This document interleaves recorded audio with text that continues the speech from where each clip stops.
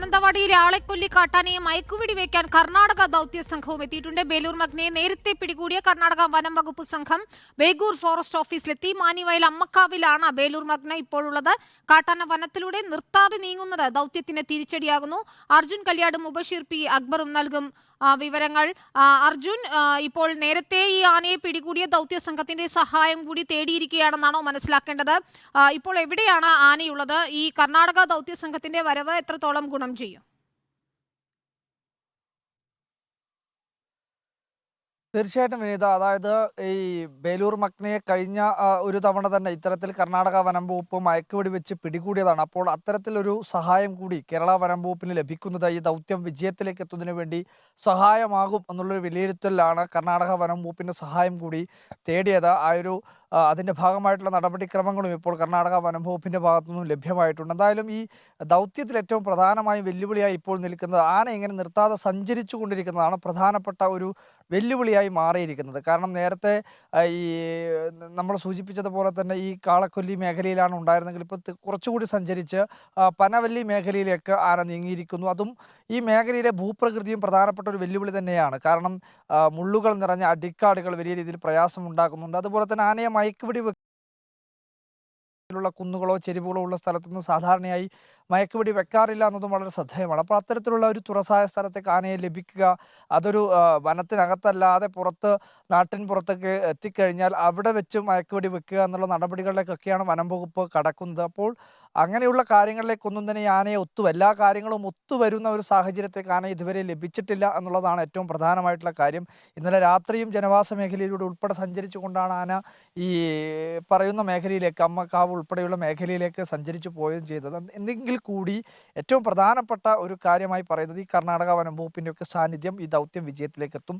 6ാമത്തെ ദിവസമാണ് എന്നുള്ളതാണ് ഏറ്റവും പ്രധാനമായിട്ട്. 6 ദിവസമായി ഈ ആനയുടെ പുറകെ 200-ലധികം സംഘവും അതുപോലെ തന്നെ RRT സംഘവും ഉൾപ്പെടെ നിരവധിയായിട്ടുള്ള ഈ ദൗത്യ സംഘത്തിൻ്റെ നാട്ടുകാരുടെയും വനം വകുപ്പ് ഉദ്യോഗസ്ഥരുടെയും അതിനപ്പുറത്തേക്കുള്ള പോലീസിൻ്റെയും ഒക്കെ സഹായവും വലിയ ഒരു മനുഷ്യാധ്വാനവും ഒക്കെ ഇതിൻ്റെ പുറകിലുണ്ട്. പക്ഷേ 6 ദിവസമായിട്ടും ആന പിടിതരാതെ തന്നെ പോകുന്നു. കഴിഞ്ഞ ദിവസം ഈ ബേലൂർ മഗ്നയോടൊപ്പം തന്നെ ഒരു മോഴയാന കൂടി വന്ന സാഹചര്യം അതും കൂടി വലിയ രീതിയിൽ പ്രയാസവും പ്രതിസന്ധിയൊക്കെ ഉണ്ടാക്കിയിട്ടുണ്ട് എന്നുള്ളതും പ്രധാനപ്പെട്ട ഒരു വസ്തുതയാണ്.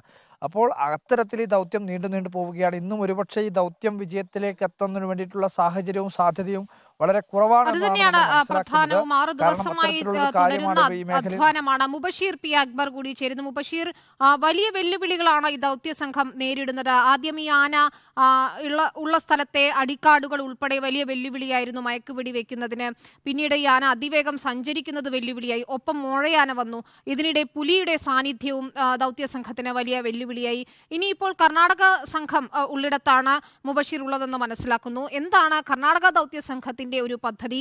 ഏത് രീതിയിലായിരിക്കും അവർ ദൗത്യം മുന്നോട്ട് കൊണ്ടുപോവുക? സംയുക്ത ഒരു നീക്കമാണോ ഉദ്ദേശിക്കുന്നത്? പ്രത്യേകിച്ച് കർണാടക ദൗത്യ സംഘത്തിന്റെ ബേലൂർ മഗ്നയുടെ ഒരു സ്വഭാവമൊക്കെ കൂടുതൽ അറിയാൻ സാധ്യതയുണ്ടല്ലോ. കാരണം കഴിഞ്ഞ തവണ മയക്കുവെടി വെച്ച് പിടികൂടിയ ദൗത്യ സംഘം തന്നെയാണല്ലോ ഇതും. ഏത് രീതിയിലാണ് അവർ ഇനി മുന്നോട്ട് പോകാൻ ഉദ്ദേശിക്കുന്നത്?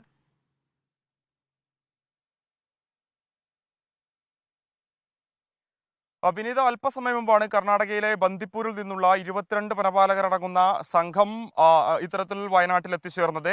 അല്പസമയം മുമ്പ് ഈ ഒരു സംഘം കൃത്യമായ നിർദ്ദേശത്തിന്റെ അടിസ്ഥാനത്തിൽ വനത്തിനുള്ളിലേക്ക് പ്രവേശിച്ചിട്ടുണ്ട്.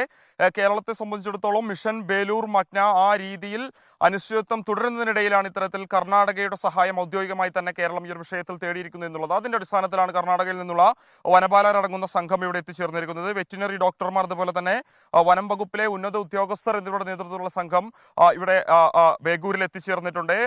കൃത്യമായ ഒരു ചർച്ച അല്പസമയം മുമ്പാണ് ബേഗൂർ ഫോറസ്റ്റ് ഓഫീസ് ഭാഗത്ത് നടന്നത്. അതിനുശേഷമാണ് കർണാടകയിൽ നിന്ന് വനപാലകർ ഇത്തരത്തിൽ വനത്തിനുള്ളിലേക്ക് പ്രവേശിച്ചിരിക്കുന്നത്. നേരത്തെ വിനീത സൂചിപ്പിച്ചതുപോലെ തന്നെ ബേലൂർ മഗ്ന എന്ന് പറയപ്പെടുന്ന കാട്ടാനയെ കർണാടകയിലെ ബേലൂർ മേഖലയിൽ നിന്നും പിടികൂടിയ ആ ഒരു ദൗത്യ സംഘമാണ് കർണാടകയിൽ നിന്നുള്ള ഈ ഒരു സംഘം എന്നുള്ളത്.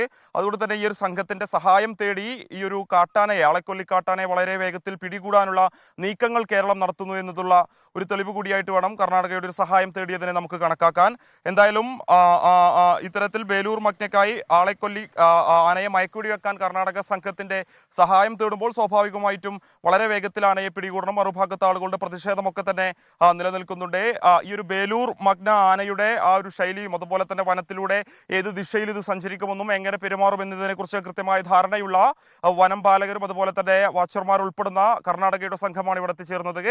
അവരെ സംബന്ധിച്ചിടത്തോളം നമുക്കറിയാം, നേരത്തെ 2 തവണ കർണാടകയിലെ പല മേഖലകളിൽ നിന്നും ഈ ഒരു ആനയെ വിള നശിപ്പിക്കുന്ന സാഹചര്യത്തിലും കർഷകർക്കെതിരെ ആക്രമണം നടത്തിയ സാഹചര്യത്തിലൊക്കെ പിടികൂടിയ ഒരു പരിചയമൊക്കെ തന്നെ അവർക്ക് മുമ്പിലുണ്ട്. 8 അതുപോലെ തന്നെ 12 ദിവസങ്ങൾക്കുള്ളിൽ ആനയെ പിടികൂടിയ സാഹചര്യമുണ്ട്. അതിലും കുറഞ്ഞ സാഹചര്യങ്ങളിൽ ഈ ഒരു ആനയെ തുരത്തിയ അനുഭവ സമ്പത്ത് ഉൾപ്പെടെ മുതൽക്കൂട്ടാണ്. അതുകൊണ്ട് തന്നെയാണ് ആ ഒരു കൃത്യം സംഘത്തെ തന്നെ, അതായത് ബേലൂർ മഗ്ന മിഷൻ ദൗത്യം കർണാടകയിൽ നടപ്പാക്കിയിരുന്ന സംഘത്തിന്റെ സഹായം തന്നെ കേരളം തേടിയിരിക്കുന്നത്.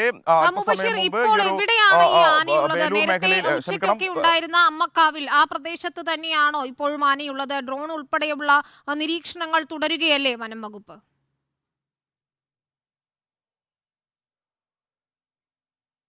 തീർച്ചയായും വിനീത, ഇപ്പോഴും മാനിവയൽ അമ്മക്കാവ് ഭാഗത്ത് തന്നെയാണ് ഈ ഒരു ആന നിലയുറപ്പിച്ചിട്ടുള്ളത് എന്നാണ് നമുക്ക് മനസ്സിലാക്കാൻ സാധിക്കുന്നത്. ഏറ്റവും ഒടുവിൽ വനപാലകരുമായി സംസാരിക്കുമ്പോൾ ആന ഇത്തരത്തിൽ കുന്നിൻ മുകളിലേക്ക് അതിവേഗത്തിൽ സഞ്ചരിക്കുന്ന ഒരു സാഹചര്യമുണ്ട്. കഴിഞ്ഞ ദിവസങ്ങളിലൊന്നും കാണാത്ത രീതിയിൽ ഈ ഒരു അമ്മവയൽ ഭാഗത്തെ കുത്തനെയുള്ള കുന്നിൻ ചെരുവുകളിലേക്ക് ആന നടന്നു നീങ്ങുന്നുണ്ട്. അതുകൊണ്ട് തന്നെ ഇന്ന് കുങ്കികളുടെ സഹായം ഒരു ഘട്ടത്തിൽ ഒഴിവാക്കി എന്നുള്ള ഒരു കാര്യം കൂടി അതോടൊപ്പം നമ്മൾ പറഞ്ഞു വെക്കേണ്ടതുണ്ട്. കാരണം കുങ്കികൾ ഇത്തരത്തിൽ ഈ ഒരു മോഴയാനയെ പിന്തുടരുന്ന സമയത്ത് അത് അതിവേഗത്തിൽ വനത്തിനുള്ളിൽ സഞ്ചരിക്കുന്നു. കൂടാതെ ഇതിനെ ട്രാക്ക് ചെയ്ത് മയക്കുപിടി ചെയ്യാൻ ശ്രമിക്കുമ്പോൾ ഇത് കുങ്കികളുടെ ആ ഒരു ഗന്ധം ഉൾപ്പെടെ തിരിച്ചറിഞ്ഞുകൊണ്ട് തിരിച്ചാക്രമിക്കാൻ വരുന്ന സാഹചര്യം ഉൾപ്പെടെയുണ്ട്. കഴിഞ്ഞ ദിവസം പുറത്തുവിട്ട ആകാശ ദൃശ്യങ്ങളിൽ ഈ ഒരു മോഴയാനയൊപ്പം മറ്റൊരു ആനയെ കൂടി കണ്ടെത്തിയിരുന്നു. ആ ഒരു ആന ഇന്നലെ ഇത്തരത്തിൽ വനപാലകർക്ക് നേരെ പാഞ്ഞെടുക്കുന്ന ഉൾപ്പെടെയുള്ള കാഴ്ചകളും ദൃശ്യങ്ങളും പുറത്തു വന്നിരുന്നു. അതുൾപ്പെടെ ഈ ഒരു ദൗത്യത്തിന് തിരിച്ചടിയാണ്. ഇവയൊക്കെ തന്നെ മുന്നിൽ കണ്ടുകൊണ്ടുകൂടിയാണ് ഇപ്പോൾ കർണാടക സംഘത്തിന്റെ ഒരു ഔദ്യോഗികമായ സഹായം കേരളം തേടിയിരിക്കുന്നത്. എന്തായാലും അല്പസമയം മുമ്പ് ഉയർന്ന ഉദ്യോഗസ്ഥരടങ്ങുന്ന ആ ഒരു സംഘത്തിന്റെ നേതൃത്വത്തിൽ നടന്ന ചർച്ചയ്ക്ക് ശേഷമാണ് ഇത്തരത്തിൽ ഈ ഒരു നിലവിൽ ആനയുടെ സാന്നിധ്യം സ്ഥിരീകരിച്ചിരിക്കുന്ന മാനിവയൽ അമ്മക്കാവ് ഭാഗത്തേക്ക് ഈ ഒരു സംഘം നീങ്ങിയിരിക്കുന്നത്. വളരെ വേഗത്തിൽ തന്നെ ആനയെ പിടികൂടാനുള്ള ദൗത്യവുമായിട്ടാണ് ഇപ്പോൾ കർണാടക സംഘവുമായി സംയുക്തമായിട്ടുള്ള ഒരു ഓപ്പറേഷൻ കേരള വനംവകുപ്പ് നടത്തിക്കൊണ്ടിരിക്കുന്നത്. ദൗത്യമേറെ ദുഷ്കരമായതോടെയാണ് കർണാടക ദൗത്യ സംഘത്തിന്റെയും സഹായം തേടിയിരിക്കുന്നത്. അവർ ഇപ്പോൾ എത്തിയിരിക്കുകയാണ്. കൂടുതൽ ചർച്ചകൾക്ക് ശേഷം സംയുക്ത നീക്കം നടത്തുമെന്നാണ് അർജുൻ കല്യാടും മുബഷീർ പി അക്ബറും റിപ്പോർട്ട് ചെയ്യുന്നത്.